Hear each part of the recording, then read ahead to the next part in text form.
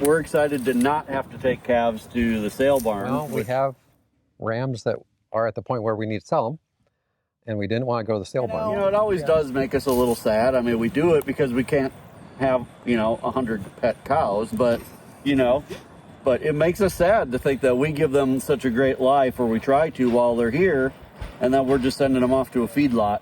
We wanted our rams to go locally instead of to a sale barn where we had no idea where they were going, right? Getting us all healthy again, I think, starts right here. Absolutely. With us doing these types of transactions. And we're so glad we found you. Yeah, it was a real answer to prayer, actually. And for us as well, because we know that they will have a great remainder of their life over at your place, eating grass and not a bunch of GMO grain. Hi, I'm Shelley. And I'm Rich. Welcome to Air to Ground Farms. America is in the middle of a health crisis, and what we would like to do is take you on a journey and show you how one steer and a few farmers can possibly change the landscape of our food system. Today we're on the back roads of the Ozarks on our way to see our friends Kevin and Sarah at Living Traditions Homestead, and we've formed a partnership with them, not only a friendship, but a partnership, where they have a cow-calf operation and don't want to raise beef. We have cows and calves and do want to raise beef, but we can't raise enough to keep our store stocked. So we've formed a business partnership with them wherein they have an outlet for their steers and we have steers. So a really cool idea to us is, what if we can get Kevin and Sarah's steer or steers in the future? What if we could get sheep supplied from someone else? What if we could get some chickens also supplied from someone else? But all of them are grown here locally in our specific region and area.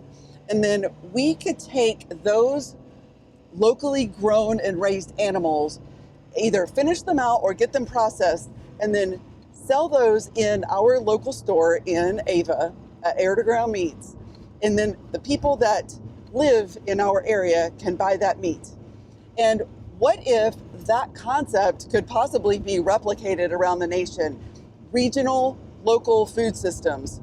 Look, the food system isn't great.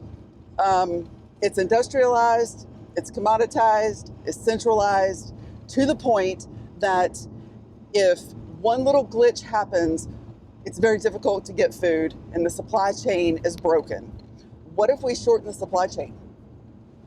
And what if we extend the network out to where there's not just 3 or 4 producers of 80% of the beef or meat in this country, and we go back into the past where there were a lot of local farmers and local butchers and partnerships in the local community where everybody is taking care of themselves and we're not reliant on some big, huge government subsidized system that in the end is making us sick.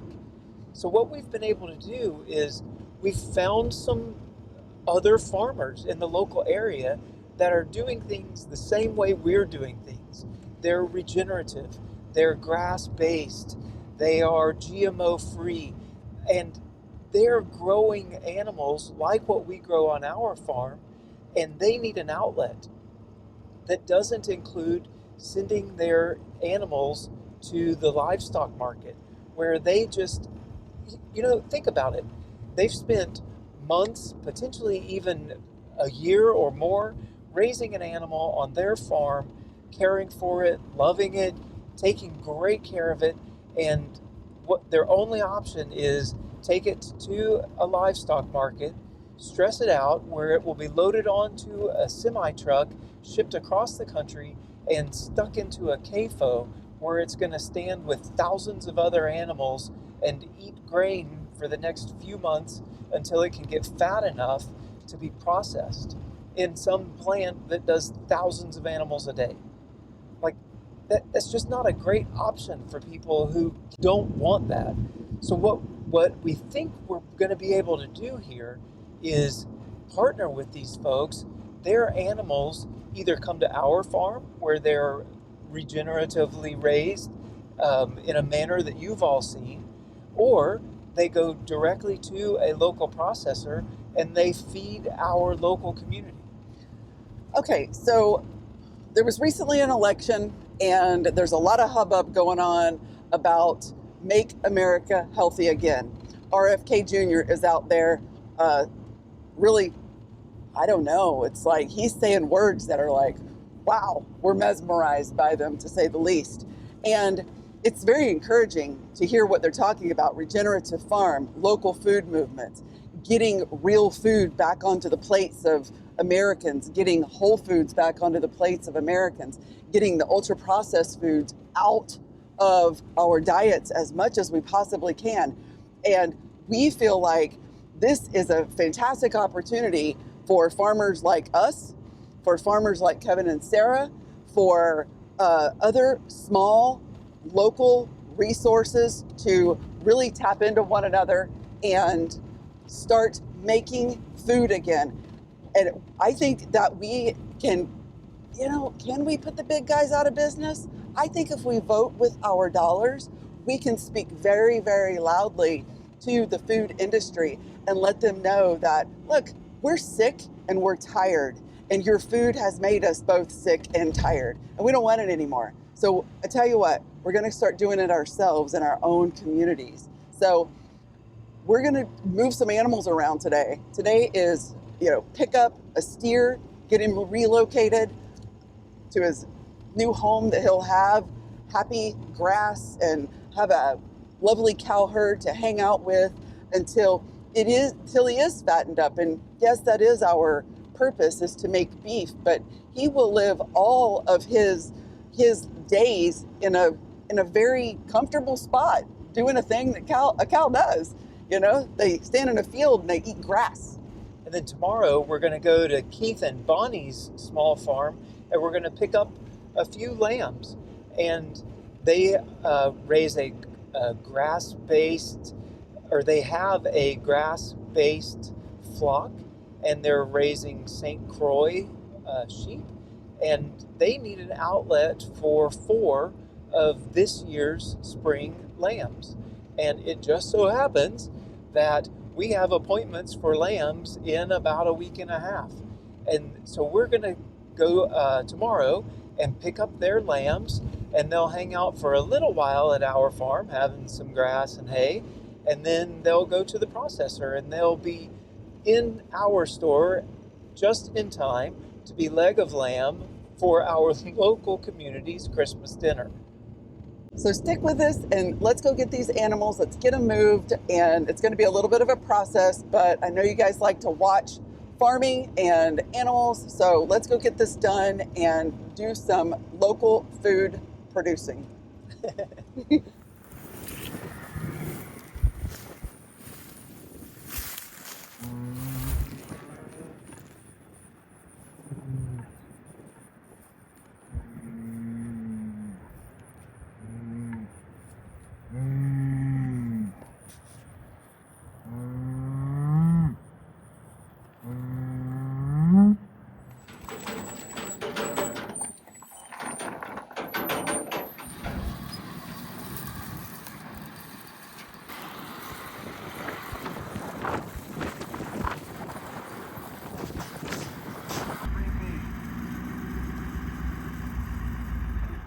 Back just like 6 inches if you can. That'll be good. And we'll shut this red gate. And we'll put these big metal tubes in here so he can't back up. And as he gets farther and farther, we'll put more tubes so he can't back up.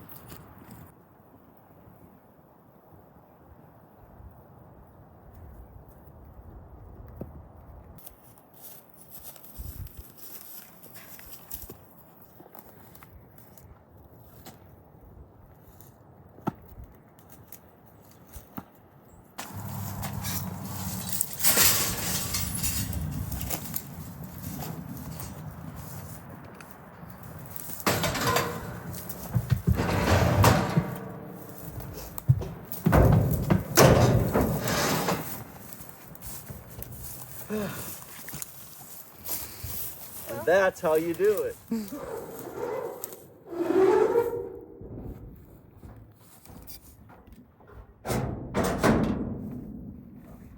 We don't even need to shut this then.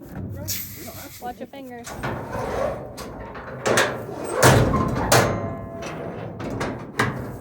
Sweet. Double lock, triple lock, all the locks. That's right. Man, amazing beef you guys are growing here at Living Traditions Homestead, and that steer is beautiful. Thank you. Yeah. We enjoy the Herefords. They're a good, gentle breed most of the time. Yeah. Cool. Well, for Air to Ground Meats looks forward to putting your beef in our freezers. We're really excited about that. One thing that we're really, really impassioned about is local, regional food sources. And you guys partnering with us is just huge. Yeah, I mean, we're excited to not have to take calves to the sale barn, which is traditionally what we do when we have calves that we can't sell locally. And we're excited to have an outlet that, you know, will hopefully take most of what we can raise. Yeah, we're really excited to have that partnership. Not sending calves to a CAFO Right. is just, Right. you know. You know, it always does make us a little sad. I mean, we do it because we can't have, 100 pet cows, but, but it makes us sad to think that we give them such a great life, or we try to while they're here, and then we're just sending them off to a feedlot to live the second half of their life in less than ideal conditions. Right, and it's so calm here. You know, their childhood basically is so calm, and then just send them off to a crowded feedlot it's really not cool. You know, they're freaked out, and the sale barn situation is so stressful for them, and a lot of them get sick, and so it's just better to have this relationship and have this whole private sale situation.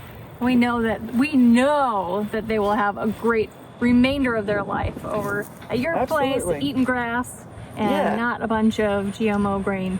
Yeah, so this steer was born right here, right outside of Ava, and he's going to go a couple of miles on the other side of Ava and live out his life, and then it will be processed within a couple of miles from where we are, and then right back here to Ava to be sold to our community for our own meat.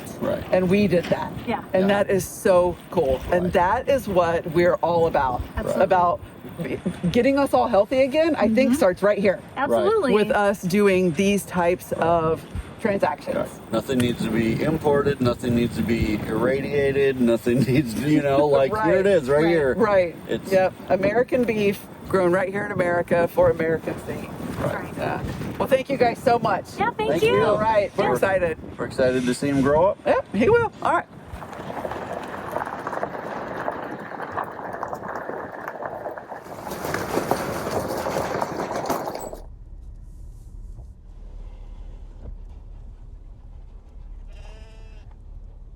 We're just getting back to the farm with the steer that we got from Kevin and Sarah at Living Traditions Homestead. And what we're gonna do is come down here to the cattle pens and unload him there, where he will be able to be enclosed in a secure space, and that will give him time to settle down. We'll let him spend the night there with some water and hay. And then tomorrow we will assess how things are going and see, when we want to put him with the rest of the herd. He's looking really good so far, and we're really happy to have more beef coming onto the farm that will be hopefully going back out as, as meat to the store in, next year? Yeah, next year. So we went across the scales. And he weighs 520 pounds, 7 months old. So right on target weight he's putting on. They're grass operation only. So he hasn't been fed any grain, just mom and grass. So that's exactly what we're looking for, is beef that grows out well on grass only. And that way they will fit in really well with our beef system.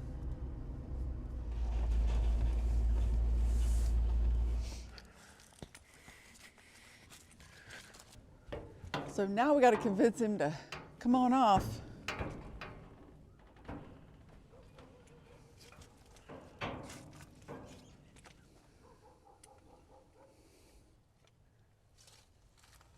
can do it. Good job. There you go.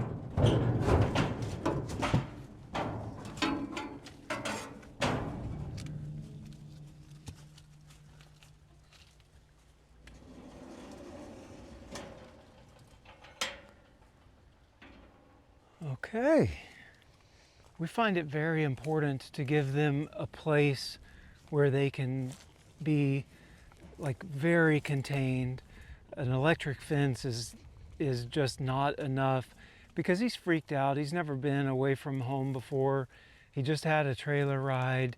He needs a place where he can calm down, spend the night, just sort of relax. And so we're using our cow pens right now as basically just a calming area where he can calm. And then tomorrow we can walk him to join the rest of the herd.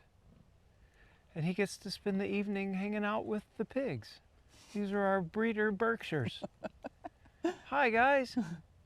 You got a new friend. Welcome to Air to Ground Farms, little man. So we're about to move the steer that we got yesterday, and hopefully everything goes okay. Next morning, we've been down to check on him, and he's calm. So we're doing all of the things necessary to get him rejoined, or actually joined, with our herd.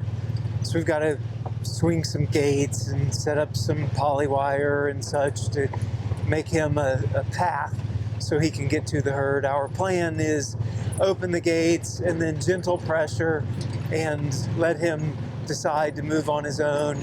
Try not to give him too much pressure and try to keep things calm. We'll see how it works.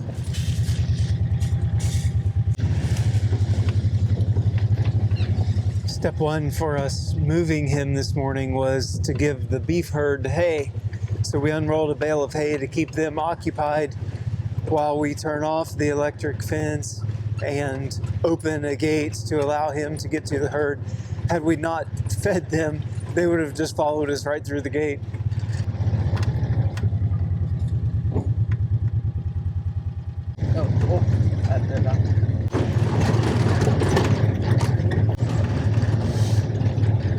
Now, the next thing that we have to do is set up a bit of a barrier so he doesn't go up the lane. So they're going to use that gate that was across here and open it this direction, and then put some poly wire across here a couple of times.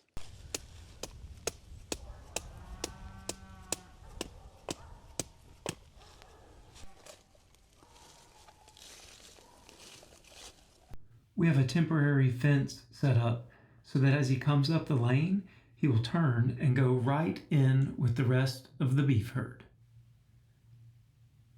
That's the plan. That's the plan. We'll see what he thinks is the plan.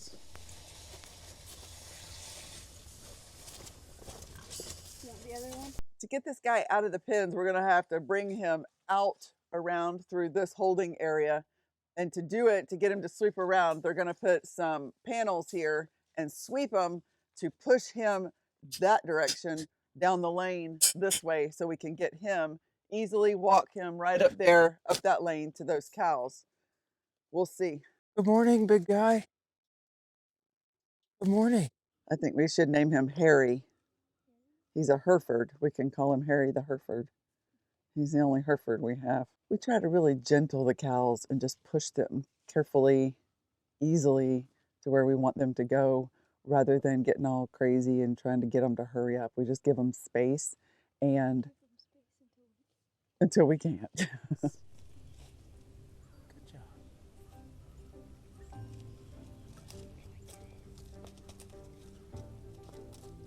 Make the turn. Off you go, big guy. Yep, he's headed that direction.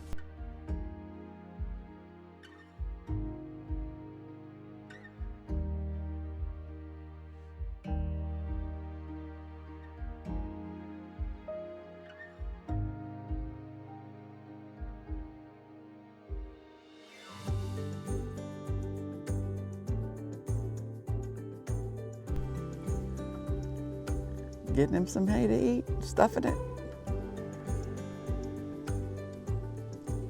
Good job, guys. So we came to get the rams, And we're here with Keith and Bonnie on their property, which is beautiful, by the way. We just Thank you. love your area here. We love it And too. you found us last weekend. Tell me Yep. why. Well, we have rams that are at the point where we need to sell them, and we didn't want to go to the sale barn, Yeah. partly because I'm intimidated of a sale barn, Right?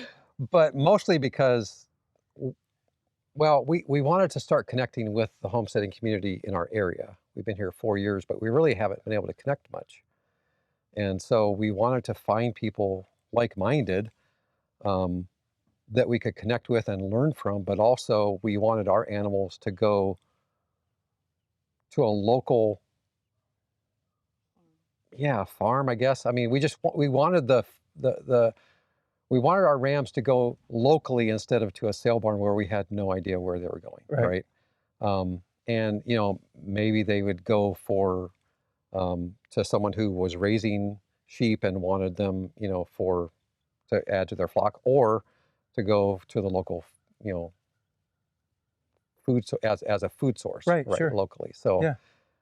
that's why, and we're so glad we found you. Yeah, it was It was a real answer to prayer, actually. and for us as well, because Yeah. we've been trying to find exactly what you're describing, other local farmers that might not have the desire or the ability to do the marketing and sales side of farming, and Right. to try to form that partnership to where together we're expanding the local food just a little bit, a little bit bigger and a little bit bigger. And so for us, this kind of partnership is just amazing. Yeah, it's exactly what we're looking for. And also to connect into the community, maybe you guys can introduce us to other people, Right. for other things, Yes. right? And just learn from each other. And I mean, I'd love to, find a community that, came together, Right. for events or just learning from each other or whatever. So, Yeah, sure. Yeah. That's awesome. So, I mean, we follow a lot of people on YouTube, but none of them are from Missouri except you guys Oh, yeah. and one other couple. So, Yeah, sure. Yeah, so it's awesome. That is So, great. yeah, it's awesome. Very cool. And you're raising St. Croix St. Croix, yeah. is the breed that you raised. And Yeah. you had a little bit of experience with another breed, right? Black bellies. Yeah. I don't see any. We wanted hair sheep, and we saw black bellies locally, and we thought, oh, they're hair sheep. They should be fine. Wow. They were, in Minnesota, we say oofta, which means it was crazy because we couldn't get within 30 feet of them. Right. So, these St. Croix, we had them as young, probably 5-6 months old, and been able to handle them, and what a difference. So That's yeah, cool. It's been a very, very good experience. Yeah. What do you guys? I got him. Thank you. That does it. Sorry, Dad. What do you think we should do? My recommendation would be slide it just to the edge of that door right there. And then I think they're not going to want to go on. We may even have to pick them up. I've had to do that before as well. All right, get your weight. Let's see how much they weigh. There we go. Good job. Good job, guys. Up you go. Up you go. Good job. You want to go? This is just new territory for us. Oh yeah. Oh, there we go. Up you go. It's okay, Avery. Good job. He's a heavy one, isn't he? No, Avery, All right, easy. Closed it in. Oh, yeah. So they're in a smaller area up front. The tighter you can keep them, the better off you are. It's okay. I think that worked brilliantly. Yeah. That was great. It's so calm. Well, do you guys have like a Facebook page or anything? We don't. Do you have a We don't. farm name or? Yeah, our farm is KB Croft Okay. in West Plains. Not our last name. Nope, That is no. just the name of the Just the farm. name of the Like farm. in England, that means small holding. Yeah. Oh, nice. Yeah, so it's a Right. Croft. Nice. So Keith and Bonnie Croft. But Very cool. Yeah. Well, we appreciate what you're doing and Yeah, thank wanted you. to say thanks. thank you. Yeah, same here. Yeah, appreciate being able to connect and do a deal. Yeah, for sure. Yeah. Thanks, Keith. Thank you so much. Appreciate it. Yeah. They're really pretty. Okay, let's check on the lambs. Hi guys. Everybody's good. Are they standing up? Yeah. Okay. Okay.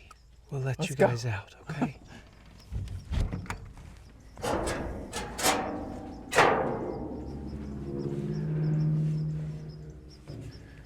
Hey guys. Hi guys. You ready to go out? Okay. Out you go.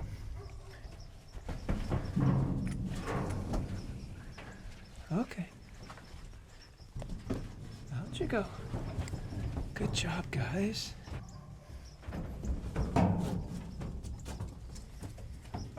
Hi, pretty guys. Oh.